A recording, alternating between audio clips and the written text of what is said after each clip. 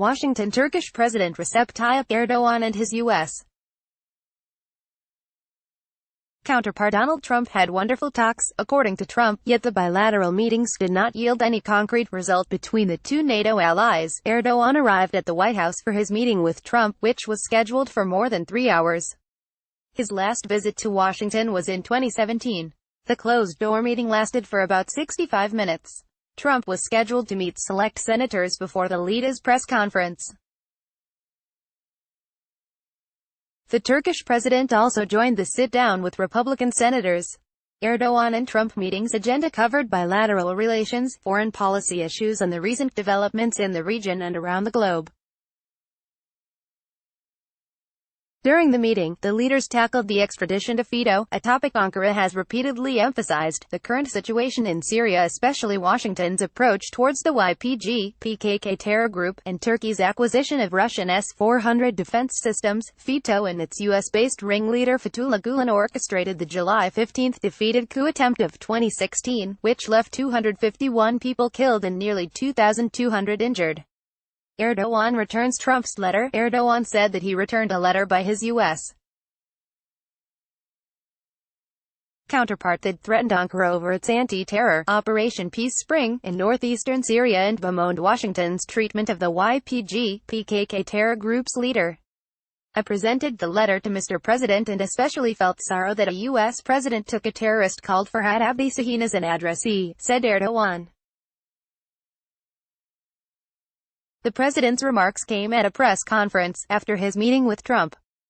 Sahin, also known as Mazloum Kobani, is the ringleader of the PYD/YPG, the Syrian offshoot of the PKK terror organization. Trump repeatedly praised the terrorist leader and said he looks forward to seeing him. Erdoğan said Sahin has caused the deaths of hundreds of Turkish people and is the adopted son of Abdullah Öcalan, the jailed leader of the PKK terrorist organization. That the U.S., which we call our strategic partner, welcomes such a person actually saddens us. Likewise, this person is welcomed by Russia. It is hard to comprehend this within the scope of the fight against terrorism across the world, said Erdoğan. The letter Trump sent to Erdoğan on October 9 threatened Turkey with economic devastation if Ankara proceeded with its operation in northeastern Syria.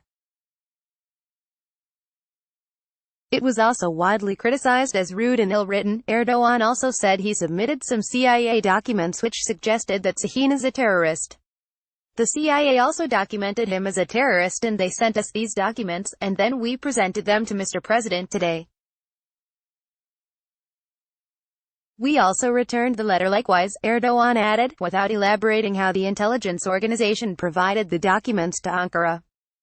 Thousands died from delay in Syrian safe zone. The president also put emphasis on that to be established safe zone in northern Syria, saying tens of thousands of people died because a safe zone was not implemented quickly enough. Turkey launched Operation Peace Spring on October 9 to eliminate YPG/PKK terrorists from northern Syria east of the Euphrates River in order to secure Turkey's borders, aid in the safe return of Syrian refugees and ensure Syria's territorial integrity. On October 17, the U.S.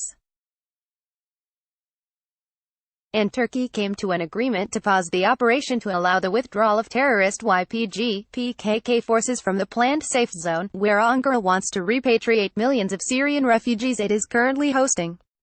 Turkey first requested the establishment of the safe zone during a G20 meeting in Antalya in 2015.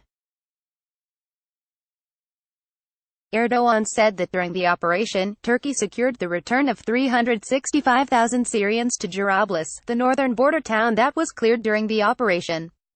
He also reiterated that Turkey has no problem with Kurds and only takes issue with terrorist organizations.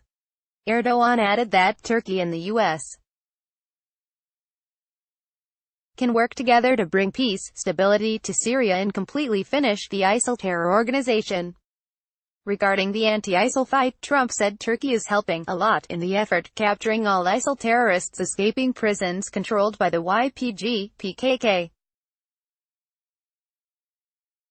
For his part, Trump said the meetings with Erdoğan and his senior officials were very productive. Trump said the discussions were wonderful during a joint press conference that took place an hour after its original start time due to the protracted conversations. The U.S.-Turkish alliance can be a powerful force for security and stability, not only in the Middle East, but beyond.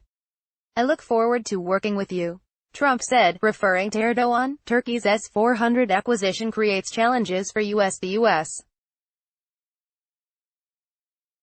President hailed Turkey as a great NATO ally, after he and Erdoğan discussed a range of topics that spanned an ongoing row over Ankara's acquisition of the Russian S-400 anti-air system, the F-35 Joint Strike Fighter, bilateral trade and a pause in Turkey's operation in northern Syria. Trump said he and Erdoğan have directed their senior officials to immediately work on resolving the S-400 issue. Turkey's acceptance of the S-400, Trump said, creates some very serious challenges for us, and we are talking about it constantly. We talked about it today. We will talk about it in the future. We'll be able to resolve that situation, he said. Meanwhile, Erdoğan said that he offered high-level talks for a solution. We said let's start the work by putting our defense ministries into effect with the coordination of presidential spokesman Ibrahim Kalin and U.S. National Security Advisor Robert O'Brien and see the results. Because they say that the S-400 is not a system that is coordinated with F-35, Erdoğan told reporters on his way back from Washington. He added that Turkey have not procured any F-35 fighter jets even though she paid $1.4 billion out of $2.4 billion. We always say this, we are not clients, we are partners, Erdoğan added. I hope we will get a positive result from the discussions. The president also conveyed that Trump was more positive when compared with the prior meetings. I saw a more constructive approach, he said. Erdoğan also underlined that the $100 billion trade volume target of the U.S.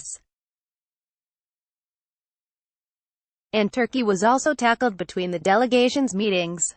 Erdoğan said that he also conveyed Turkey's strategic relations with Russia during the Trump meeting, regarding the natural gas pipelines.